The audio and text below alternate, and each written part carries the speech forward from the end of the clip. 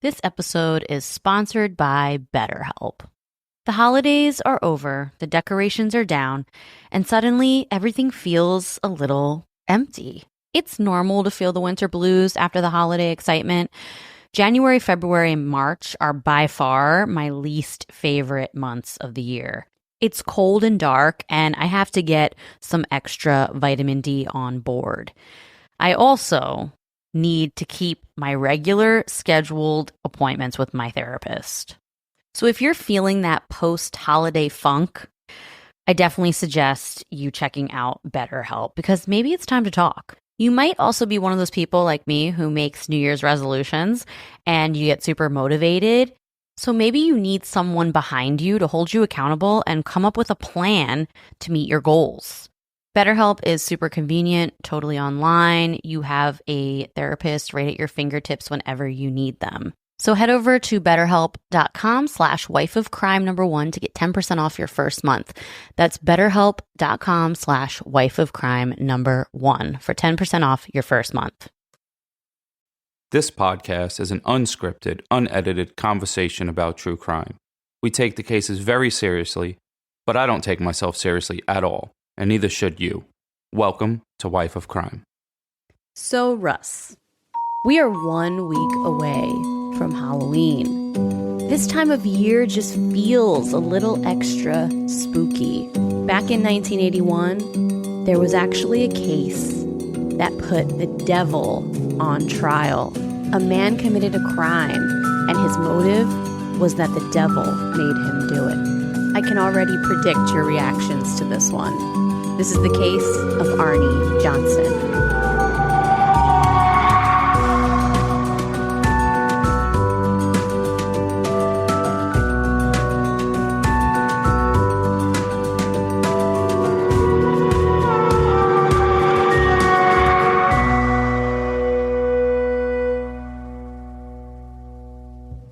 Hello, everyone. Welcome back to Wife of Crime, a true crime podcast where I tell my husband, Russ, true crime. What happened there? I said true crime cases, and he reacts to them. What's up, folks? It's your boy Russ. Hashtag vote for us.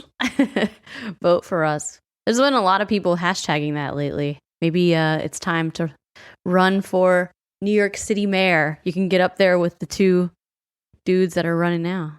I think my slogan would be hashtag vote for us. They're not ready for this smoke. This would be the worst city to be a mayor of, I have to say. I think being any politician is just a really terrible job. And I feel like you probably have to have a really big ego to want to be a politician and not be lazy. And I'm kind of lazy, so that job would be shitty. Yeah, but you do have to think you're smarter than everyone. And you have that in the bag. I'm not saying I think. I am smarter than... Well, it's been an interesting week. We had a big true crime update this week. Brian Laundrie's body was found in the reserve in Florida. So finally the end of that saga. And hopefully Gabby Petito's family can get a little closure. But you know, I'm annoyed like everyone else is that he cowardly probably committed suicide. Mm-hmm. Like I wanted Brian Laundromat to like have to face the penalties of his actions, but I also wanted to see him like get arrested and cry like a little baby. Yeah. You know, like he went out like a little sucker that he is. Yeah, it's interesting. They found this notebook, and I guess they're going to try to see if they can get anything out of it, but it got like all waterlogged, so I don't know what they're going to find. So more developments will occur, but at least the family of Gabby Petito finally, you know, can get a little closure. It still sucks. Like no matter what, it's just sad and it sucks and it's a shame.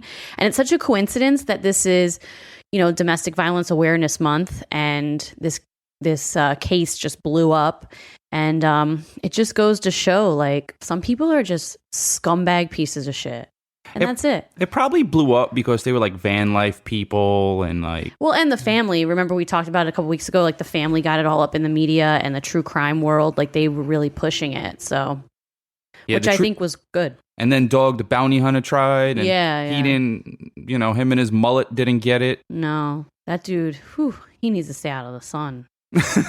Yo, he looks like a well-worn pair of Red Wing boots that have been conditioned really nicely, like his skin. His skin is so thick. He has a lifetime warranty on that joint now. It is. So anyway, thank God that saga is over. But still, just sad and such a shame. The whole thing was just such a shame. Now, I'm curious if Laundromat's parents knew more than they let on to. I mean, I think so. But, I was talking about this with one of my coworkers the other day. She's probably listening. Shout out to Elijah. I was talking to her the other day about it. And we were saying, especially when you're like a Bronx kid, like you and her, she's from the Bronx too. And you're just like raised with the snitches get stitches type of vibes. Like you never snitch on anybody.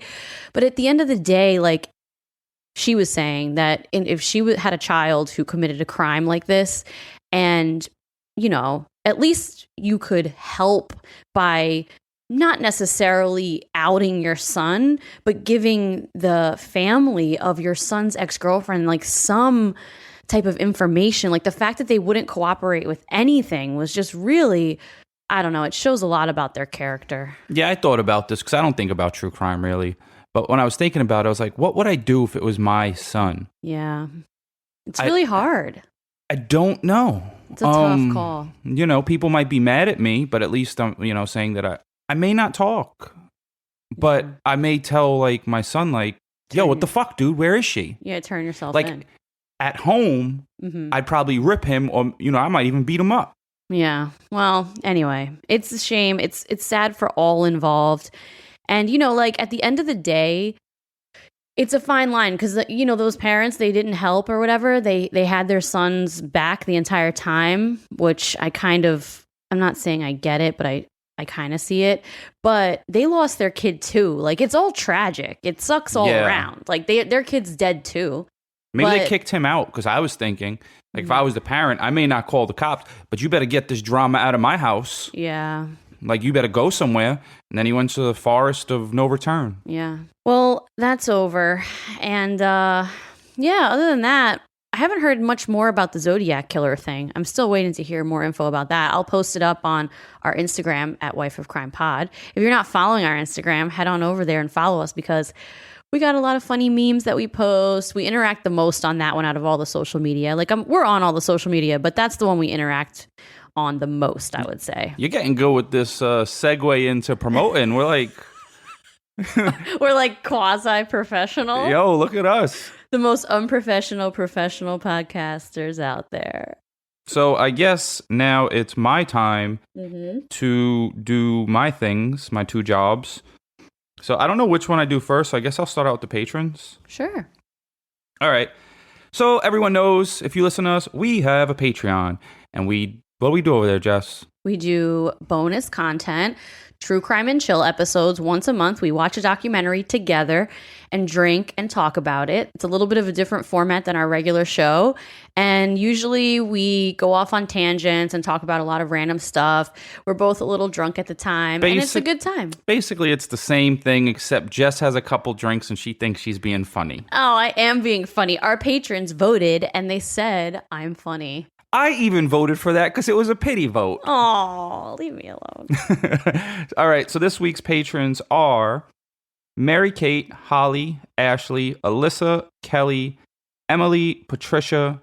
This one's tough. Aster, right? Mm-hmm. Yeah. Nova, Danielle, and Kayla. So cheers to the new members of the crime family. It's not Nova. It says Nova. It's an R. Nora. All right, so now I also have been doing review of the week, and sometimes it's easy and sometimes it's hard, and this week it was hard, so there could have been like a top 10 reviews of the week. Mm-hmm. And then sometimes when it comes down to it, I've picked the shorter one because I don't feel like reading anymore. So this week's review of the week is by Starry Sky. It says, 5 stars, love it, ! I've been binging this podcast, and I love the dynamic between Jess and Russ. Russ says all the things we want to, but don't. Like, not all babies are cute comment. The way I hollered when Russ said that. Ha ha ha, she probably laughed. I put that in. I say that same thing all the time and get told not to say that. Honestly, you never know what tangent Russ will come off on, and it works great with Jess and her facts. Hashtag Russ for president. Hashtag stay fit, stay alive. Yeah, that's a good one. Yeah, it was pretty good. Shout out to you, Starry Sky. So a little segue from stay fit, stay alive. There is a segment that I wanted to do in New York. If you're like dumb, or you say something dumb, or you're a tryhard, we call you a corn. And that's short for cornball, or you're corny. So we got a little bit of stay fit, stay alive hate. We did, yeah. From an obvious lazy person. They obviously don't want to stay fit, and that's okay, because some people like to stay fat and not get kidnapped. Yeah, we had a fan that used to say that all the time, and it was fun. I'm pretty sure she's still here. Yeah. So I'm going to read this review. It's a 1-star, and sometimes those are fun too. So it says, 1 star, stay fit, stay alive. Really? With a question mark? Have you ever heard of Katrina Vetrano? I'm probably saying that wrong. How much disrespect do you people send out into the world? She was running, exclamation point. She was fit, exclamation point. She still got murdered by a psychopath. I just fixed that because she spelled that wrong. If you were running or lifting weights, wouldn't it be justice if somebody bashed you over the head with that weight while you were wearing your Stay Fit, Stay Alive shirt? That should teach you, exclamation point. So, my friend, you are the cornball of the week. And the reason you are the cornball of the week is because nothing is foolproof. If you are fit, you are more likely to have a chance to be able to fight back. And if there's a chance of running, you probably could run further without catching an asthma attack. That's true, yeah. So, it's kind of like a seatbelt. It doesn't work all the time, but it gives you a better chance of surviving. So you, my friend Diddy Nitty, are the corn of the week. a.k.a. since it is Halloween, you are the candy corn of the week because no one likes you. And that's my rant. All right. Well, it's true, though, because when I first started learning to run, well, I know how to run, but you know what I mean, run long distances, I would get winded and my heart rate would skyrocket after like literally a minute. And then I did C25K, the app, and I could run for 30 minutes straight without stopping. Yeah, and I trained to do it. So a serial killer might not could run that long and you might could get away. Yeah, exactly. Yeah, I think it was a dumb review because at the end of the day, obviously, we just want to increase people's chances of staying alive. And forgive me for telling people to be in shape, which also helps you live longer. It's true.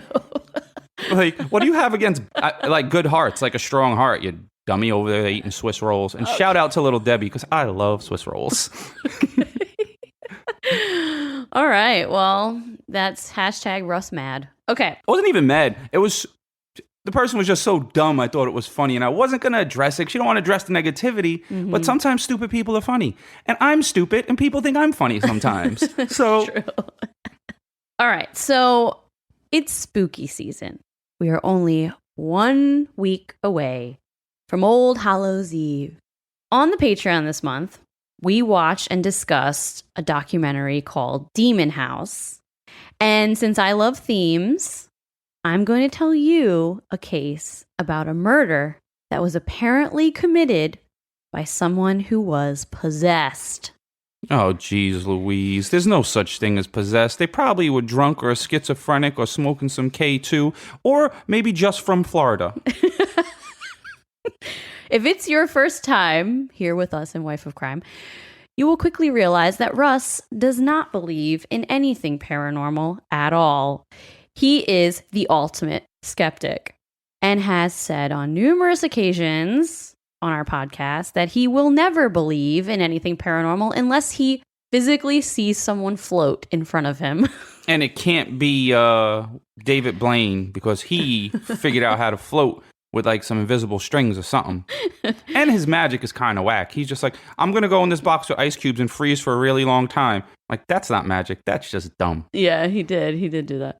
Now, on the other hand, I believe in paranormal activity and the spiritual world. Not that I believe every story, obviously, but I do believe that it exists. And I'm not as big of a skeptic as you are. Bruh. You believe everything. Not everything. You want to believe everything. You're like Mulder from the X-Files. You want to believe everything. Well, whatever. And it's kind of sad because, you know, your career is science-based, but you're over here wanting to believe in magic. No, it's not magic. I believe in a spiritual world. I believe the spiritual world is like the upside down in Stranger Things. We talked about this on our bonus episode. So, the case of Arne Johnson is a very controversial case. It's the first murder case in U.S. history where the defense tried to prove innocence by reason of demonic possession, claiming Arne was not personally responsible for the crime, but was instead overtaken by a demonic force. His defense was, "The devil made me do it." Wait, that was his lawyer's defense? It was. Oh, geez. Who was representing him? A priest? No. The case is heavily documented by the famous paranormal investigator couple, Ed and Lorraine Warren. The Warrens founded the New England Society of Psychic Research in 1952. That's the first QAnon. Ed and Lorraine, shut up, listen. Ed and Lorraine are now a lot more well-known because of the Conjuring movie franchise. They claim to have investigated over 10,000 hauntings, including very infamous cases such as Amityville Horror House, the Annabelle doll, and the haunting of the Patron family. That was the case that was in the first Conjuring movie. Do you remember that one? That one was actually really scary. Yeah, I like scary movies. Didn't we do an episode on Amityville? Yeah. Mm-hmm. You guys should go check that out. Go back and... Back in 2019. Wow, we've been doing this a while. Yeah, when we were amateurs. Yeah, we're still at a kitchen table and cars driving by and we forget to unplug our refrigerator and it makes noise. True. So the Conjuring movie that came out this year is called The Conjuring, The Devil Made Me Do It. And it's the movie about the case I'm going to tell you. So was Arne Johnson a cold-blooded killer? Or was he a young man possessed by an evil force? Let's see what you think. It's probably just a crackhead. This is the case of Arne Cheyenne Johnson. Are you ready? Yep. So let's start by talking about the history of demon possession. I love history lessons. So I'm going to tell you a little history. In the book of Matthew, in the Bible, Jesus encounters two men who were possessed by demons. The demons say to Jesus, "If you drive us out, send us into the herd of pigs." So Jesus does. And the pigs then run off a steep bank into a body of water and drown. There are actually 6 different instances in the Bible that Jesus casts out demons. This formed the basis for the Roman Catholic Church's belief in demon possession, and the Vatican first outlined an official guideline for exorcism in the year 1614. So, I understand them coming out with that back then because they didn't have science. Everything was just like hearsay. And if you would have saw a schizophrenic person, you would have thought that they were possessed. Probably. So, in 1614, they developed the guideline for exorcisms that priests use, and then it wasn't revised until 1999. So, from 1614 to 1999, priests used the same guideline for exorcisms. So, they were partying like it was 1999, changing the devil-worshipping stuff. You're so weird. You're an idiot. But possession of evil spirits or evil energy forces is not exclusive to Christianity. Many religions and spiritual practices all over the globe actually believe in some form of possession and therefore have a ritualistic remedy for it. There's actually this fascinating and horrible documentary. It's horrible in a sad way. It's very tragic. It's a documentary on Netflix called Belief. And it's about a woman who was in a native tribe in New Zealand, right? So they were native New Zealanders. And their belief is to use water to drown out the evil spirit in someone. And this ritual had been around for hundreds of years. They've done it many times in their tribe. Wait a minute. And hold on, I'm not finished. Let me tell you. Oh, because I was going to ask. What? When you drown them out, does that mean you're going to drown the person? You put the person underwater and you hold them underwater. And it's like this whole ritual. They do all these chants because they're a tribe. You know, they're natives. And they take them out before they're dead? Yes, but a couple of years ago, a woman in New Zealand in this tribe, she was having a severe bout of depression and she was acting like very erratically. She was having a nervous breakdown and completely out of control of herself. So her family did this ritual in her house and they accidentally killed her. I was about to say, there's a thin line between drowning and not drowning, probably with the time, especially because like someone like me, one of my phobias is I hate holding my breath. So I can't even 30 seconds. I'm probably like panicking. I'm the same way. I can't hold my breath very long either. Yeah, but like, and then I guess they could have gave them like mouth to mouth or the chest compressions or something to get rid of it. Yeah, but they didn't. They actually ended up killing their family member. And it was a very sad documentary because they, in their mind, you know, you have to understand, they're this native tribe there, and this is their ritual that they've had for hundreds and hundreds and hundreds of years. And they've performed this ritual many times, and they thought they were helping her. They firmly believed they were helping her. This is their belief. And then was this in 1999? No, this was like a couple years ago. The documentary is on Netflix. Oh, geez. Sometimes I forget that people still are this stupid today. Well, but it's not that they're stupid. It's that this is their belief in their tribe. Yes, but sometimes even if you believe something, that doesn't make it real or smart because you killed someone. Yeah, so but obviously it was dumb. But it was very upsetting. Anyway, it's an interesting documentary because the law has to distinguish, you know, they have to be sensitive to this tribe because the New Zealanders, you know, they have customs and stuff that we don't have over here. Yeah, but your customs should never be allowed to kill people. And they probably had good intentions to get rid of this person's schizophrenia instead of giving them medication, but instead, they're dead. Well, Hollywood, of course, uses the concept and the public fear surrounding possession and exorcism to make tons of horror movies, which furthers the belief and fear of being possessed by a dark entity. But when do we take the belief in demons and possessions too far? There are a lot of cases, like the one I just talked about, of people who have mental illness and it's confused with possession and someone ends up dead. I mean, this has happened multiple times in history. It's always going to be confused with something because you can't get possessed. Well, so it's always going to be confused if someone says, the devil's in you. Well, Arne Johnson would disagree with you. So I'm going to tell you about his case in particular. So Arne Johnson stabbed his landlord, Alan Bono, to death February 16th, 1981. The year I was born. Yeah. Oh, wait. I meant I was born in 91. I mixed it up by 10 years. No, you're old. So he stabbed his landlord, Alan Bono, to death on February 16th, 1981, in the town of Brookfield, Connecticut. This was a total shock to the town because it was the first homicide in decades. It was also shocking to everyone involved because Arne Johnson was, by all accounts, a wonderful person. He was incredibly helpful, nice, a hard worker, no criminal history at all. Just an all-around nice guy to everyone that knew him. I stay away from all the nice people because they're always hiding something with all your helpfulness. Like a knife in your pocket that's going to go in your neck. So Arne was raised by his single mom and helped take care of his siblings because their dad left when Arne was just a small child. When he was 12 years old, his mom met a 19-year-old girl named Debbie Glatzel. Debbie would come over and babysit Arne and his siblings because their mom worked a lot.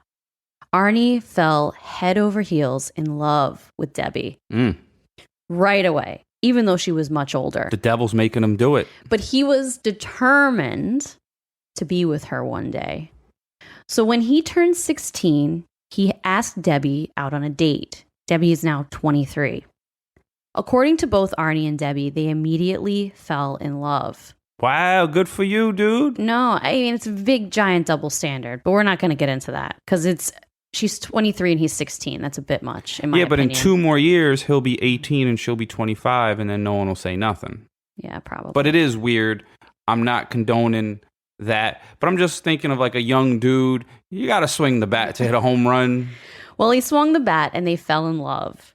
And in 1980, Arnie's mom got very sick. I don't know exactly what she got sick from. I don't know if it was like cancer, but it was definitely a chronic illness, which prevented her from working. So Arne decided he had to be the man of the house. He had to step up. So he dropped out of high school and he got a couple jobs to help make ends meet. Respect. Exactly. Debbie and Artie decided to try and find a house where everyone can live together because Debbie had a couple siblings, Arne had a couple siblings, plus Arnie's mom. So they looked for a house a little farther away out in the country in Brookfield, Connecticut that was big enough that could house everyone. And they found one. They found the perfect house in a town called Brookfield, Connecticut, and they decided to rent it. Now, before they could all move in the house, though, it needed to be cleaned because the previous tenants left a bunch of crap in there. So they all decided once they signed the lease, they would just go there, get all this crap, clean it out, get the house nice and clean, and get ready to move in. In one of the bedrooms, there was a little doll. No. There was a waterbed left in there. Yo, I remember I wanted a waterbed so bad. Me I thought that was like the pimpest shit. Me too. I had a neighbor that lived across the street that had a waterbed, and I thought she was so cool. Her name was Robin, and I was like 10 years old, and she was 16. And Look at Jess on a tangent, boy. She also had one of those clear phones. You remember the clear phones? Yeah. You could see all the inside of the phone. So I thought she was so cool. And I would go over her house and we would lay on her waterbed and she would like girl talk with me. She would probably just thought I was some idiot little kid now, like looking back. But would the bed wave? Yeah, it would wave. That's so stupid. I thought it was so cool. And then if you spring a leak in that sucker, your whole house is going to be flooded. I know. So there was this waterbed, and all the kids had so much fun laying on it and rolling on it. They thought it was the coolest thing ever. All the kids except for Debbie's 11-year-old little brother, David. David did not like the bed at all, and he claimed that he felt really weird in the room. He didn't want to touch the bed. He didn't want to sit on it or go near it. He was freaked out by it. David also claimed over the next couple days that there was an old man in the house with a ripped plaid shirt that kept telling him something bad was going to happen to the family if they stayed there or if they moved in. Originally, everyone thought David was making this story up because they're like, he's not even helping us clean. He's just making this up because he doesn't want to help around the house. Because he was like so scared, he would just hide in the corner and he was freaked out, so he wouldn't help anybody. That's a good idea. Well, over the next few days... There's a ghost in the dishwasher. I can't open it, Jess. Every time I open it, he says, ah! And then I run in the bedroom and I go to sleep and I grab a beer. Hey, shut up. So, he wasn't helping. Everyone thought it was an excuse. But over the next few days, David started exhibiting some really strange behavior. You guys already know because we have been talking about them for a while now.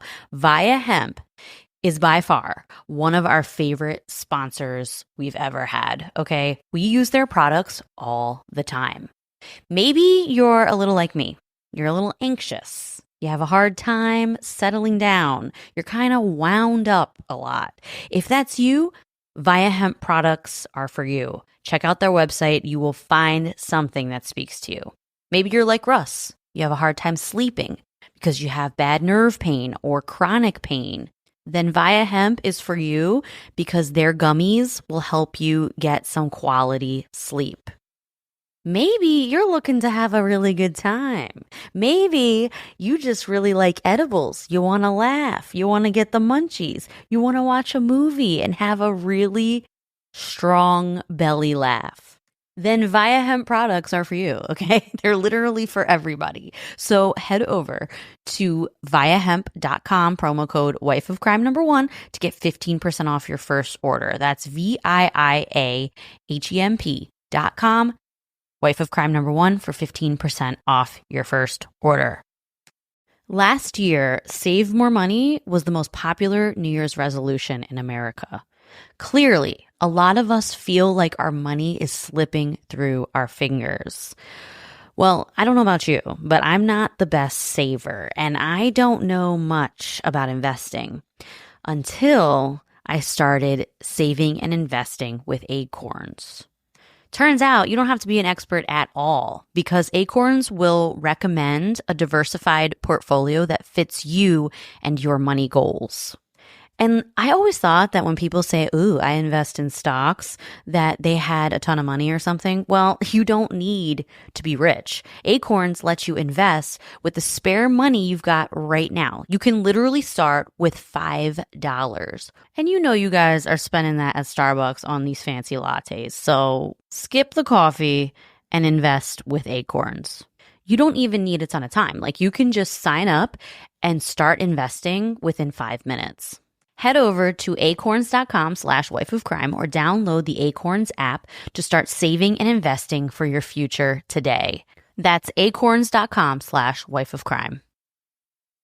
He started by being extremely paranoid and then having night terrors where he would wake up in the middle of the night multiple times screaming. Then bruises apparently started appearing on his body and scratches. How old is he? 11. It's time to get a new kid. Once a kid starts going crazy, I don't know. How do you know he's going crazy? Maybe he's being haunted.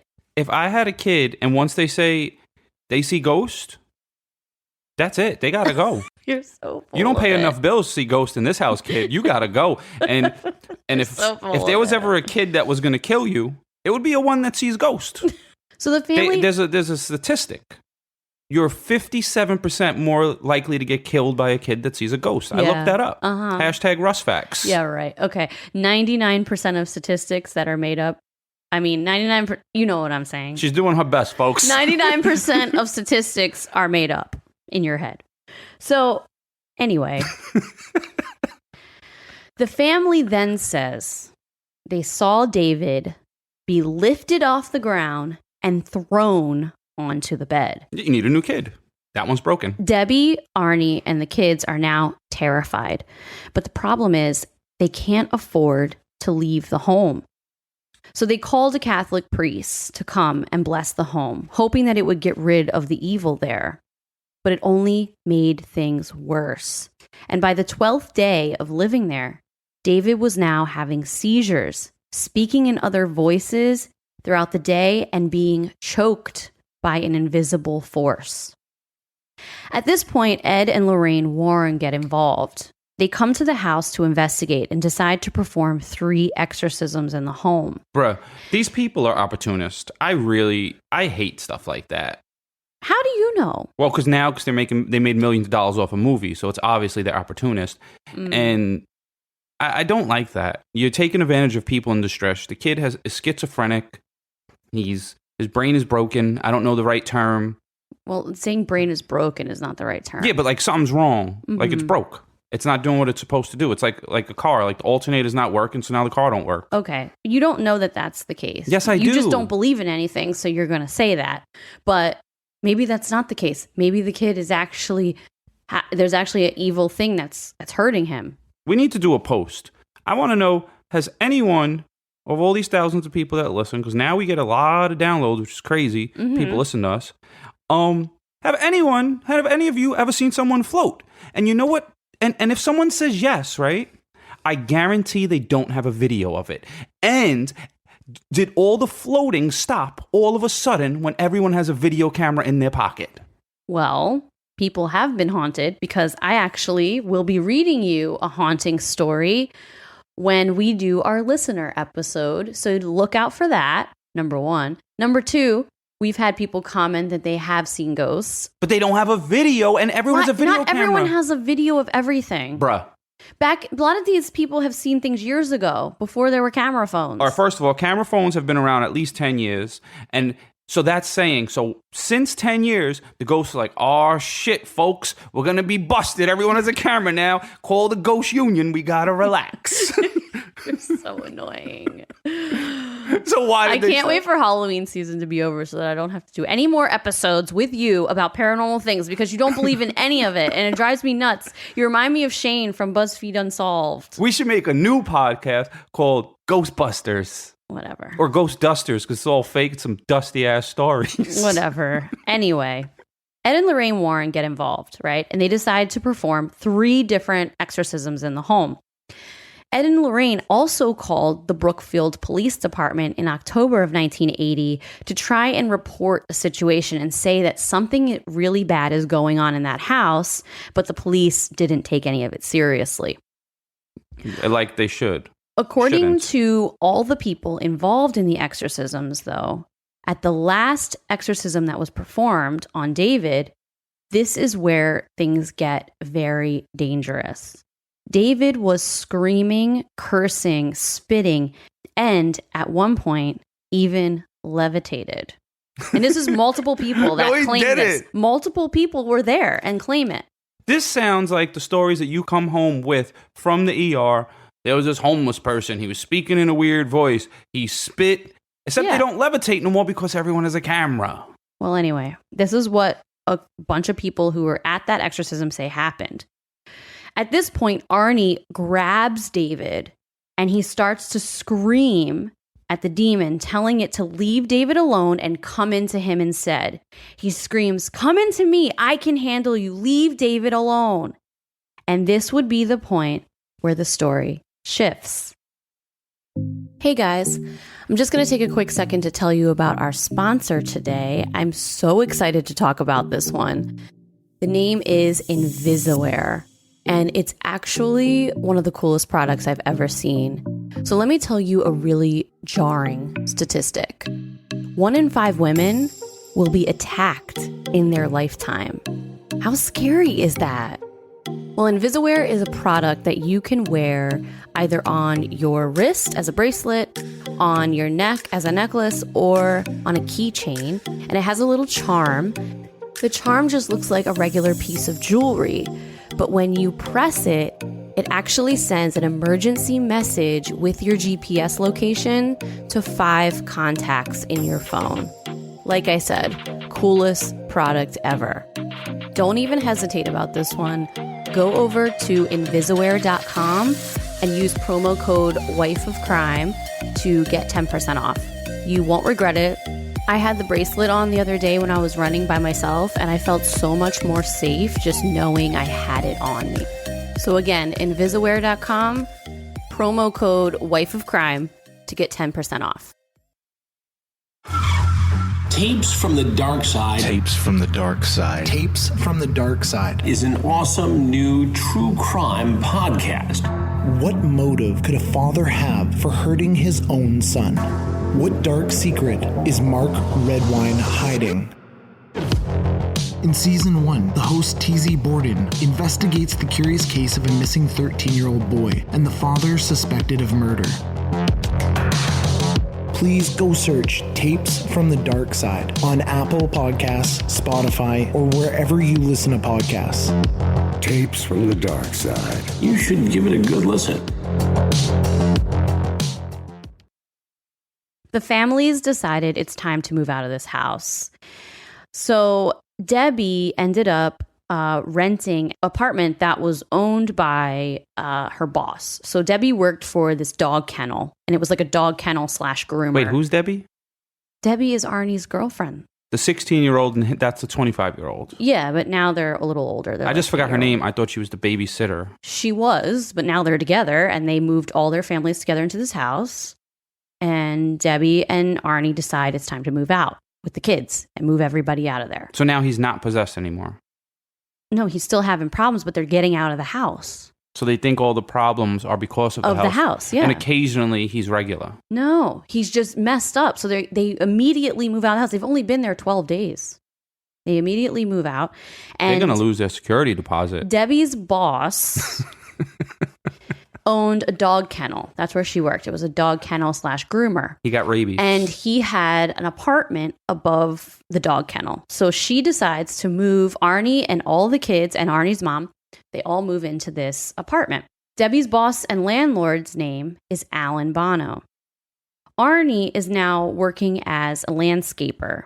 And he would also help at the dog kennel. So he would go there and work some days, and he was also working as a landscaper. He better not mess with them dogs. He's not. He's all not right. He could get the people. Leave the puppies alone. Debbie, Arne, and Alan, they actually got along really well. They were like, employee-employer, but they were also friends. Over the next couple months, Ed and Lorraine Warren kept in contact with Arne and Debbie and told them to never return to the country house again. But the two did not listen, and according to Debbie, they went back to the home one more time. While there, Arne said to Debbie, there he is. There's the demon. And his face became completely blank. And he was just staring at the wall. Did he say what the demon... With no expression. Did he say what the demon looked like? No. But then he started to growl like an animal. This is according to Debbie. She should leave him. From that day up until the murder, Debbie claims Arne had 5 different episodes of incredibly bizarre behavior that she had never seen him act like this before. He got very angry and very volatile, and he would also growl like an animal and say these evil things in weird voices. Debbie said she was actually incredibly afraid of Arne, but she never believed that it was him doing this. She always believed that there was an outside dark influence.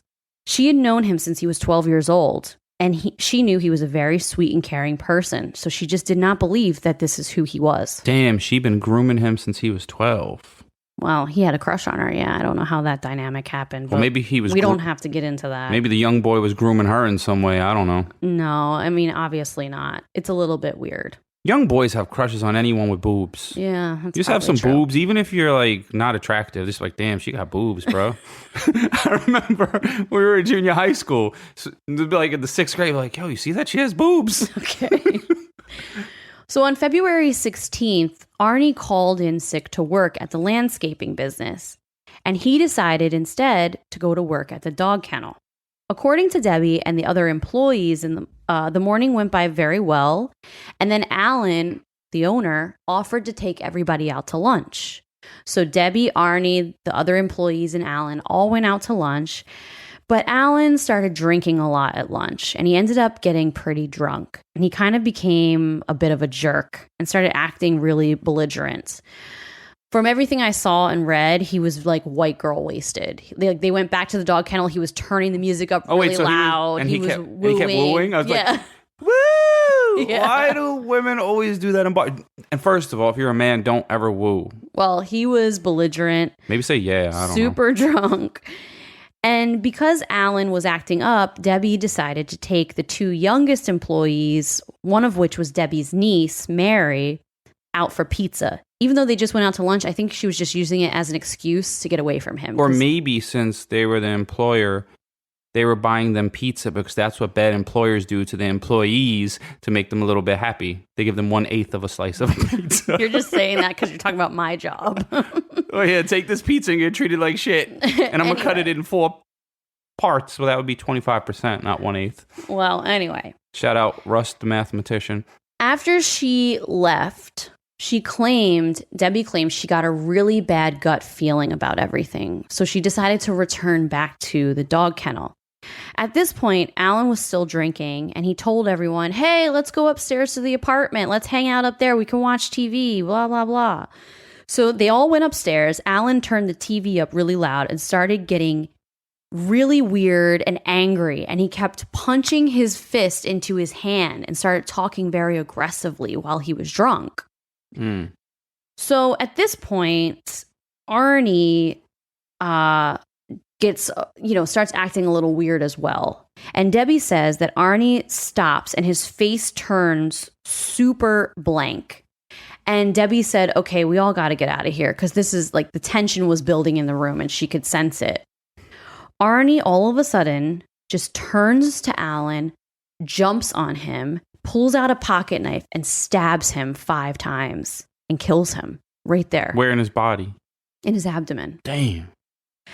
After he stopped stabbing him, he just placed the knife on the ground, turned around, walked out of the apartment, and just started walking down the street. He was covered in blood, in this guy's blood. And he's just walking down the street with a blank stare. Arne was later found 2 miles away, covered in blood. Police then arrest him and charge him with murder, right? Because obviously he murdered him. The next day, Lorraine Warren shows up to the Brookfield Police Department and says that this man is innocent of this crime. He did not do it, but he was instead possessed by a demon, and the demon is what caused him to murder Alan. But even if you're a kook like Lorraine Warren is, and his body still physically did it. If you let him out, your make-believe pretend devil is still in there and he can kill more people, you idiot. I think it would have been poetic if he would have got out and stabbed her and then the movie ends. Well, anyway, authorities obviously were very skeptical, just like you are. But they said they would keep an open mind. She is the corn of this episode. Because this was the first murder to occur in this town in decades. So, to be honest, they were very inexperienced in investigating murders. And this was probably very interesting to them. So they said they would keep an open mind. So Arne ends up hiring an attorney named Martin Manila. And the plan was to plead not guilty by reason of demonic possession. This became a media frenzy. Oh my God. I looked up the New York Times actually from 1981. There's like a huge New York Times article. Like it became a huge thing. How good would the memes have been if there was Instagram? Well, that's true. So the trial took place in Connecticut's Superior Court in Danbury, right? We know where Danbury is. We go there sometimes. Is that like an hour away or so? Yeah. So it began on October 28th, 1981, which is pretty interesting. It was like 2 or 3 days before Halloween that this trial started.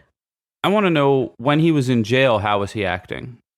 Yeah, I don't know. I didn't really see anything I about bet he that. wasn't acting crazy, because if you act crazy in jail, they just beat the shit out of you. I bet, you know, those beatings, the devil said, nah, I'm good. He didn't want any of the smoke. So Manila attempted to submit a plea of not guilty by virtue of possession, but the judge, Robert Callahan, rejected the defense. Callahan said no defense could ever exist in a court of law due to lack of evidence, and that it would be irrelative and unscientific to allow a related testimony. Now, let me ask you this. Mm-hmm. Judge Jess, hashtag Judge Jess is, because she judges me all the time, so it's Judge Jess, is the judge on this case. Would have you allowed them to present a defense saying possession? I think I would have only allowed it if there was actual documented evidence. And since there wasn't, there was no, apparently, according to the Warrens now, according to Lorraine Warren, who is still alive, Ed is dead, but Lorraine is still alive. According to her, there is video evidence and documentation of the exorcisms. There are recordings of the exorcisms where you can hear 11-year-old David talk in these voices. I don't care. So I think if I had evidence that was like video evidence, I might allow it if it could. But there was no video evidence of the actual crime. So documented evidence would be written down. No. Video. It would be video evidence of the crime showing that Arne was possessed. Like he got to fly by on a broom. That's a witch, but whatever. Maybe the devil's in the witch. I probably would not allow it. I wouldn't. All right, because I just wanted to make fun of you. Good thing you didn't say it. Yeah, no, I wouldn't allow it. So the defense chose to imply that Johnson acted in self-defense. Because of this, the jury was not legally allowed to consider demonic possession as an explanation. But what if they got the devil in the stand, like in the chair, and they cross-examined the actual devil? So I'm just moving on. Shut up. Like South Park, like the devil's boyfriend was Saddam Hussein. Remember that in South Park? I don't remember that. Yeah, they were in episode. hell together. Oh, I didn't remember that. And that was episode. his boyfriend. Oh, I didn't remember that. South Park is crazy. So the jury deliberated for 15 hours over 3 days before convicting Johnson on November 24th, 1981 of first-degree manslaughter, not murder. He was sentenced to 10 to 20 years, but Arne only would serve 5 for good behavior. Yo, that's so fucked up. If you stab someone and only serve 5, you're just saying the person's life that you took was barely worth anything, because 5 years is nothing. Yeah, it's not. I mean, it's tough. Much. I never went to jail, and I don't want to go to jail, but I'd be the closest thing to a woman in there. I got like blue eyes and stuff, but I don't want to go to jail. But 5 years is doable. I know dudes that have been to jail for 5 years, and now they come out, their life's fine. Some dudes get rich after that. Well, yeah, Arne only served 5 years. And in 1983, Gerald Brittle and Lorraine Warren published a book about the incident, and entitled it "The Devil in Connecticut." Lorraine Warren stated that profits from the book were shared with the family. Some sources confirm that $2,000 was paid to the family by the book publisher. But then in 2006, David Glatzel and his brother Carl Jr. Sued the authors of the book for violating their privacy. Carl also claimed in the book, apparently they allege that Carl would do like abusive things to his own family. And so he was suing for that reason too, like saying that this is a violation of their privacy. He said that the possession story was all a hoax, concocted by Ed and Lorraine to exploit the family and exploit David, the little brother's mental illness. And that it made him look like a villain because he never believed the supernatural claims. He also stated that the Warrens told him the story would make the family millionaires and would help get Arne out of jail. Now it's really coming to a light, and I believe that. Well, now, listen. So according to Carl, the publicity of the story actually hindered his life, forced him to drop out of school, lose friends, lose business opportunities.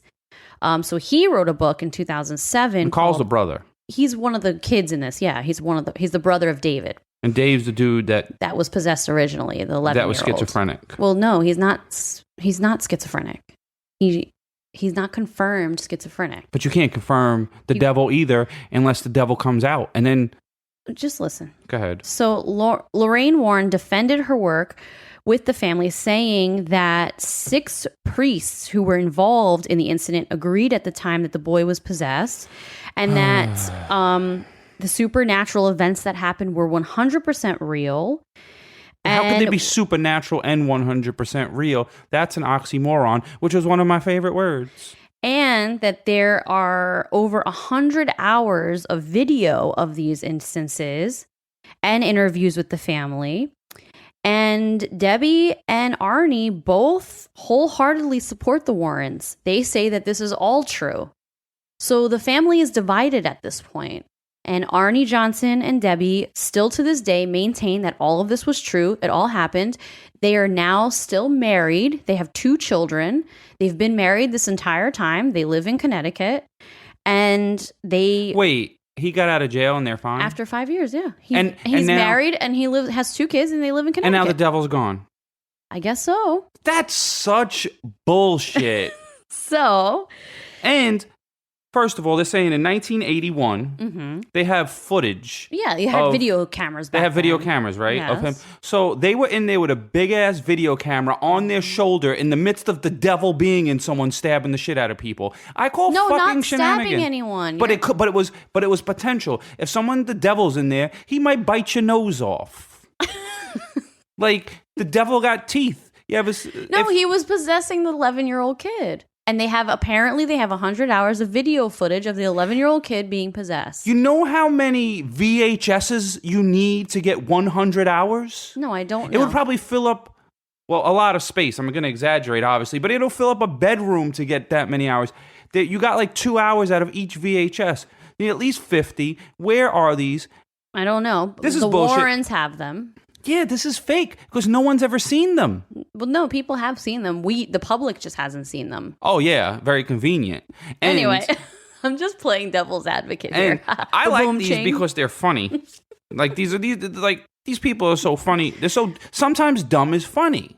Well, anyway. And obviously, all hauntings to me, you're either schizophrenic or you have carbon monoxide poisoning. And that's it. Well...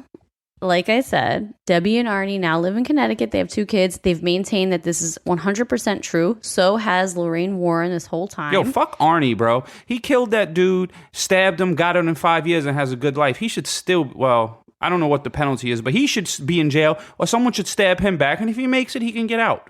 Well, eye for an eye or a stomach for a stomach. I guess the moral of this story is a couple who handles possession together stays together. That's really it. A couple who fights the devil together stays together. And they're still together. What's her name again? Debbie. Well, I would like to say this. Debbie is the most loyal woman out there. She is, yeah. Like, she's more loyal than anyone listening, more loyal than Jess. No, she's not more loyal than me. Yeah, because if I started drooling and flying It's and true. I'm out.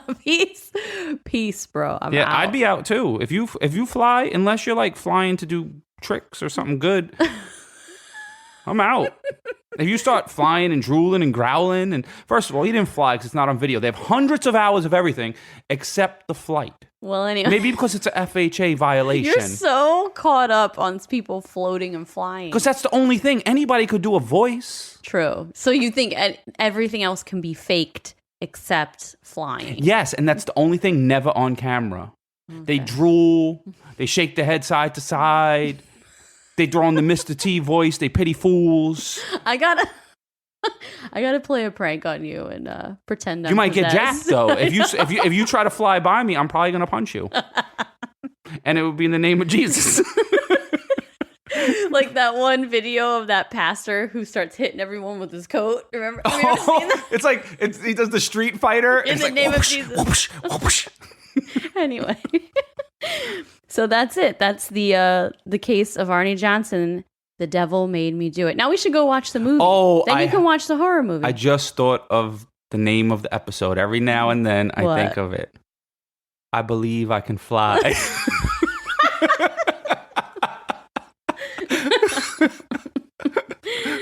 That's a good one. They believe he can fly. Travel up and touch the sky. I think about it every night and day.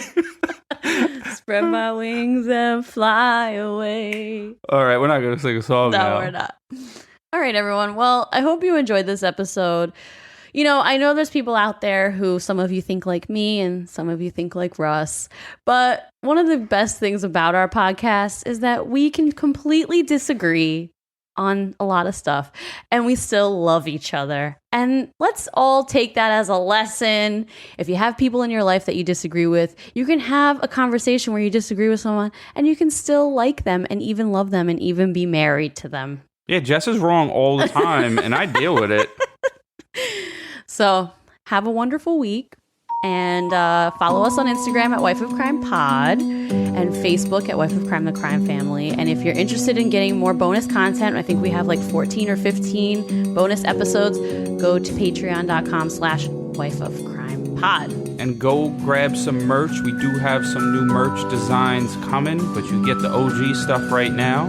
True. New merch should be out within the next few weeks, hopefully. So, but we're always late, even when we're on time. That's true. All